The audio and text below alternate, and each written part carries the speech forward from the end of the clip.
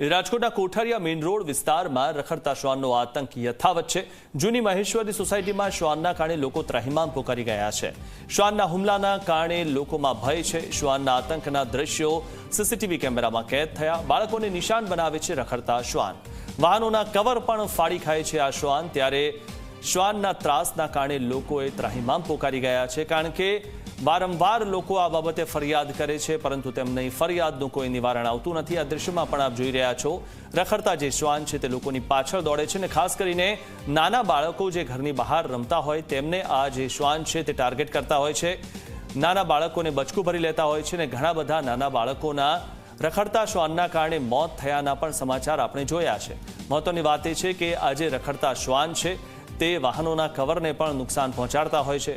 મહત્વની વાત એ પણ છે કે આ રખડતા શ્વાન પર કોઈ જ કાર્યવાહી થતી નથી, કારણ કે કાર્યવાહી કરવા માટે જ્યારે તંત્ર આવે છે ત્યારે તેમના વિરોધમાં પણ લોકો આવી જાય છે। એટલે કે આ રખડતા શ્વાનને બચાવવા માટે પણ લોકો આવી જતા હોય છે, પણ જે લોકો આ રખડતા શ્વાનને બચાવતા હોય છે તેમને આ દ્રશ્યો દેખાતા નથી।